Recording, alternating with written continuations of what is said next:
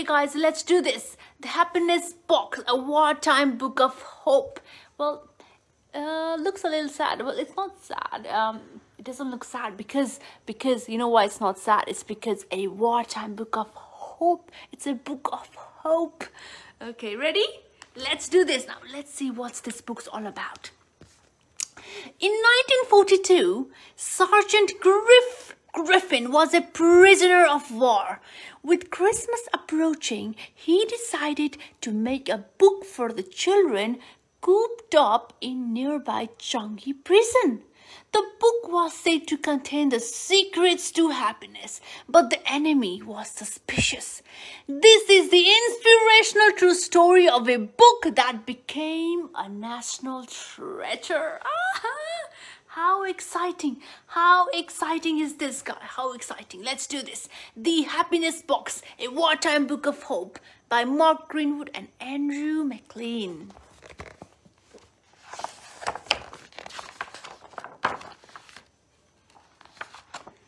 Okay, let's do this. Guys, as you can see.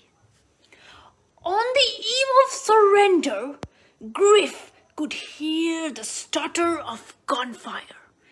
He felt the jolt of each bursting shell. Steadily, the enemy was advancing on Singapore. Now, guys, there's war happening somewhere, and there's fire, there's explosion, the forests are burning, and the soldiers are they're horrified, they're scared, and well, it's a brink of a war in this illustration, guys, as you can see, and Griff could hear the stutter of gunfire, guys, and the enemy was advancing on Singapore. At sunrise, soldiers swarmed the streets of waving bayonets. Sergeant Griffin was prodded into line with other prisoners of war. Now guys, that's Mr. Griffin, Sergeant Griffin, and he is one of the prisoners of war, guys, as you can see, and he's one of them, and they are all taking them somewhere. Allied soldiers and civilians were forced to march to the eastern tip of the island. Deep in the jungle, a grim fortress appeared before them. Guards barked instructions and ordered women and children inside the iron gates of Changi Prison. "Keep your chin up," Griff cried out. Now guys, Sergeant Griff and his teammates are well headed towards the prison, guys, and as you can see there are women and children going inside there too, and Sergeant Griff he's being the leader of them, and well, he's trying to cheer them up. Keep the chin up, lads, come on. Men were interned in a nearby military compound. Behind the wire, they crawled into shade and rested on raised bamboo beds. Now, guys, there's like a military compound inside the prison, and I think they're inside this bamboo shades and raised in a bamboo beds, guys, and they're all there together. Day after day, they queued at the cookhouse for a dollop of slop. Disease flourished, medical supplies dwindled, hardship lurked in every corner of the overcrowded barracks. Now, guys, they're all there together. They're all there in the same place, but it's overcrowded, and it's diseased. And disease, not much medical supplies, and there's hardship lurking everywhere, as you can see, guys. People are very, very in a grief situation, as you can see. To boost morale, prisoners played football and staged concerts. Griff encouraged others to read. In stories, he found an escape from the miserable conditions. His thoughts often turned to the children cooped up in Changi Prison, without any books or toys to bring a smile to their faces. Now, guys, even if they are in prison, but he has his team with him. Now he's trying to cheer them up. As you can see now, he's trying to do lots of activities, playing football, well, staging concerts, and also he's encouraging all his teammates to read.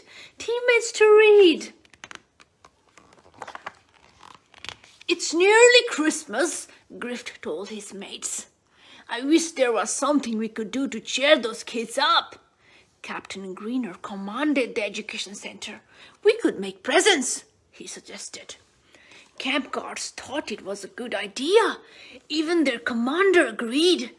I'll inspect the gifts, General Saito declared, at a time of my choosing. Now guys, they are very worried about the kids inside the prison, and Christmas approaching. They have to do something. And well, guess what? They're gonna make presents. And the commander, the guards, agreed to the gifts, and they're gonna do at their own time. But well, they agreed. Troops busied themselves making wooden trains and dolls, a miniature theatre and a model of Sydney Harbour Bridge. Griff scoured the barracks for spare paper. He couldn't make wooden toys, but he could write a story. Guys, look at the soldiers. They are so considerate and kind and loving, as you can see. Now they're making children toys for Christmas for the children of Changi Prison, as you can see. And they are just making something up. They're cute little dresses. And look at this. This is like a model train, and there's a plane, there's a truck, and there's even a little tiny Sydney Harbour Bridge. How amazing! And there you go, Sergeant Griffin. Well, he would love to write a story for them. How amazing is that? Page by page, Griff wove in towards the tale of Winston the lizard, Martin the monkey, and Wobbly the frog. 3 friends who discover a box that contains the secrets to happiness. Captain Greener was an artist. He set to work bringing the characters to life with color collected from flower, leaves, and clay. Within 48 hours, the happiness box was typed, illustrated, and bound into a book. Now, guys, they are soldiers at work. They're trying to make some children happy. They're trying to make presents, guys, as you can see. And they're even trying to color the boxes with flowers and clay, as you can see. And well, Sergeant Griffin is writing a story. Well, I think it's like more like a book. And within 48 hours, the happiness box was typed, illustrated, and bound into a book. On the day of the general's inspection, all the gifts were displayed. Griff's book aroused suspicion. Winston is the name of the British Prime Minister, shouted General Saito. The book contains secret messages. Griff braced himself for a beating, but a mate sprang to his defense. I'll see it's destroyed, he promised. Now, guys, now he's writing some true stories, but then again, the guards are not liking it. The guards are not liking it because, well, it includes the name of the British Prime Minister, and it might contain some secret messages. Now, guys, well, we hope this book gets to the children, but then again, he is so Sergeant Griff was so scared, and he was bracing himself for some serious trouble. But then again, his mate helped him. His mate defended him. Let's see what happened. The children in Changi received no presents that Christmas. It's my fault, Griff sighed. I let everyone down. Now, guys, I think because of his book, every one of those gifts got cancelled. Every one of those gifts got cancelled, and the children received no present. They received no present, and Mr. Griff here, Sergeant Griff here, is very, very sad. He's very, very sad. In the years that followed, thousands of soldiers were trucked out. Griff prayed that the war would end before he too was transported to a distant jungle. Shrunken by starvation, ravaged by cholera, his mates worked like slaves, building railways and bridges. Now guys, as you can see, Sergeant Griff and his mates prayed for the war to be over because the life for them was very, very hard. He could get transported to jungle, and then again they had to, work like slaves, building railways and bridges. They had to work hard. Then, one August morning in 1949, a radio hidden in the head of a broom broadcast the news that everyone hoped for. Now guys, there's a news on one August morning in 1945. A hopeful news. Wild celebrations swept through the compound.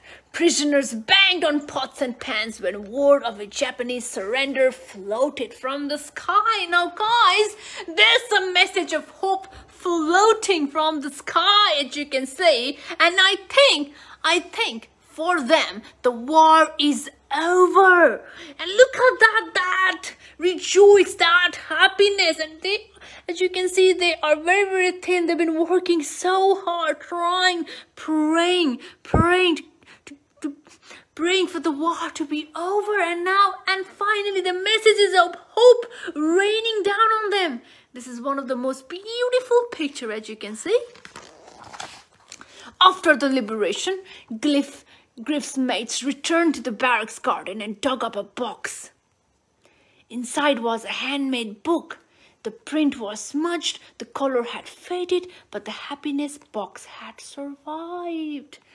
Now guys, well, after quite some while, as you can see, Sergeant Griff's friends, well, they went to garden and dug up a box, and it looks like the same happiness box, guys, and inside it was a book that survived, even though because of the mud the colors were faded and the print were smudged. Well, it was all smudged, but then again the book survived. Griff had no idea what a cherished object his book would become.